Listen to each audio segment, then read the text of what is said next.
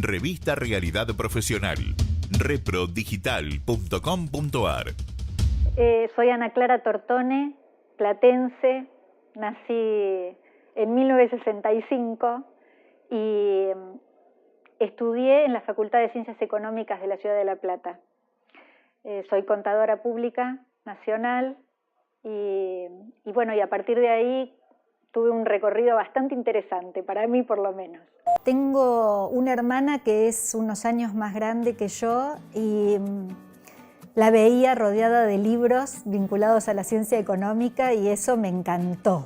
De chiquita es como que teníamos bastante diferencia de edad y veía los libros, esos cuadros, esos gráficos y así seguí, terminé la escuela secundaria y sin dudarlo me anoté en Ciencias Económicas.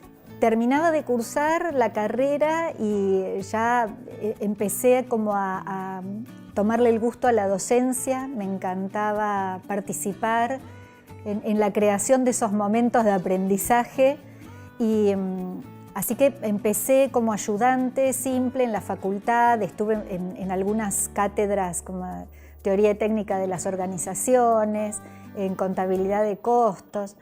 Había algo que sí ya me iba diciendo desde ese momento que por ahí la parte que más me interesaba de la carrera de contador público tenía que ver no tanto con la elaboración de los balances o de los cuadros, sino con lo que pasaba después, con la toma de decisiones.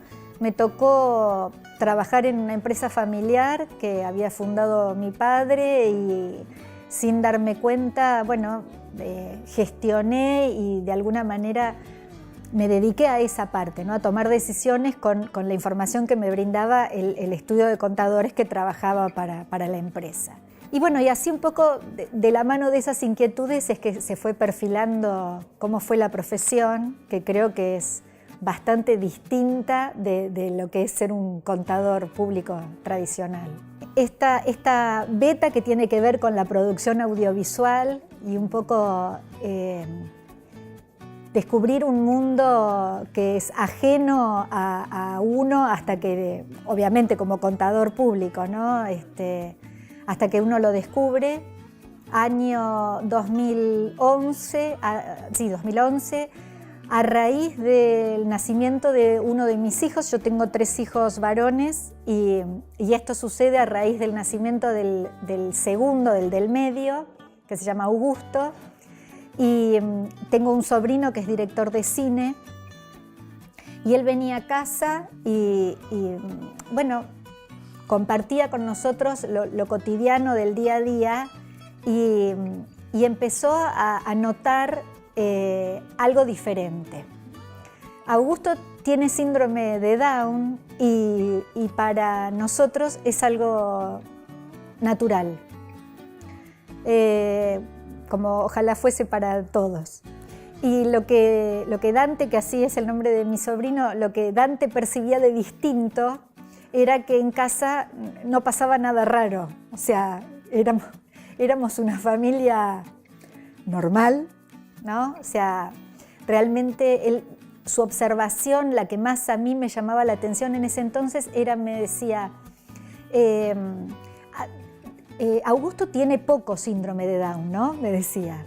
Entonces, no, Dante le contestaba, no hay poco o mucho, el síndrome de Down está o no está, no hay grados de síndrome de Down. Decía, pero yo te veo muy tranquila a vos. Y mi respuesta era, ¿y eso está mal? A mí no me cabe otra manera de tomarlo, no entiendo otra manera. Y él me decía, te sorprendería ver que hay mucha gente que sí, mucha gente que está sufriendo con realidades como esta. Un día vino y me dijo, mirá, estuve pensando, yo tengo ganas de incursionar en la animación en stop motion, que para ese momento, o sea, para mí era chino básico, como se suele decir. Digo, bueno, ¿qué es? Es una animación, dice, uno puede hacer una figura de plastilina. Yo quiero crear un personaje que sea un niño con síndrome de Down y inspirados en tu manera de ver las cosas, yo quiero contarle esto al mundo. Bueno, y ahí empezó como una etapa de empresarial, donde empezamos a hacer algunos cálculos, algunos análisis de costos, de factibilidad. Y le dije, dale, te apoyo, vamos, empecemos y vamos a ver qué resulta de todo esto.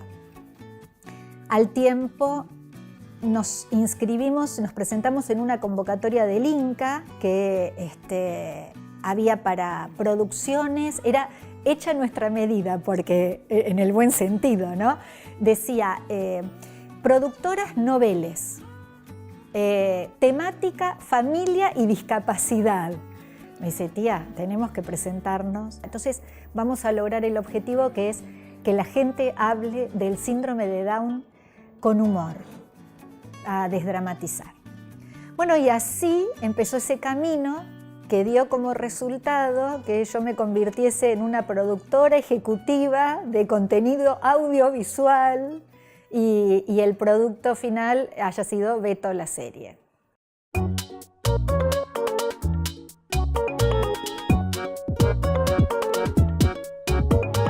Para animar un minuto había en promedio un mes de trabajo. Hicimos apenas 4 capítulos de 3 minutos cada uno. Y un trabajo de un equipo que logró convocar Dante, gente profesionales y estudiantes que la mayoría de ellos trabajaron, digamos, por el solo hecho de participar en el proyecto, y su única paga fue el reconocimiento en los créditos de la serie y el sentirse parte. A partir de ganar el premio de Inca, que nos permitió, digamos, colocarlo en la pantalla nacional, Paca Paca, que fue en ese momento, el 2014, era la pantalla oficial destinada a un público infantil, y a partir de ahí participamos todos los años y varias veces en el año en distintos concursos internacionales, y la verdad que sorprendidos por el impacto que tenía. Así nos fuimos enterando que es la primer serie en el mundo hecha en stop motion que tiene un personaje con síndrome de Down cuya voz la hace un niño real con síndrome de Down, porque ahí un poco está como la perlita, la frutillita del postre, y es que la voz de Beto la hizo Augusto. Yo comprendí el significado de ese dicho que dice una gota en el mar, una gota en el océano, ¿no? Uno a veces dice, ¿qué voy a hacer si lo que puedo hacer es tan pequeño? Y no, a ver, hay que sacarse eso de la cabeza.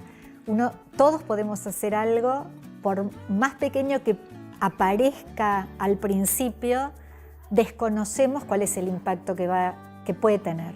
Beto me colocó a mí, sin quererlo, en un lugar casi como de consulta permanente. Entonces me la paso participando de actividades, de jornadas, de paneles, en donde mi aporte es esta mirada desdramática desde la familia, ¿no? Porque sostengo a partir de mi experiencia que la familia es el primer agente de inclusión, ¿no? Y esta palabra que está tan en boga y que felizmente ha tomado, digamos, ha ganado los primeros lugares que en este último tiempo, viste que hay como de una época a esta parte, es como que el tema de la discapacidad está como encontrando espacios de conversación y de visibilización. Fundamentalmente algo que suelo decir, porque yo lo desconocía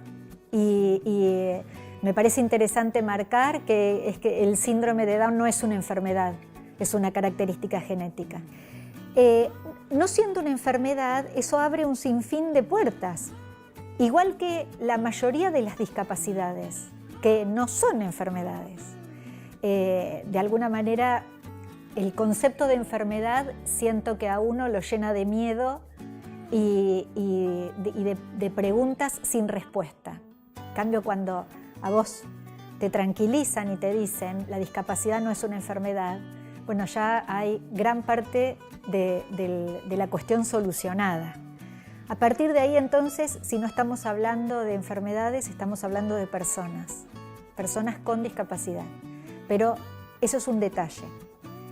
Antes que nada son personas con sueños, personas con proyectos, personas con estudios, con profesiones, con intereses, con momentos felices, personas que no padecen la discapacidad. Todos podemos hacer algo, sin dudarlo. Todos podemos hacer algo para vivir en una sociedad más inclusiva. reprodigital.com.ar, revista del Consejo Profesional de Ciencias Económicas de la Provincia de Buenos Aires y su Caja de Seguridad Social.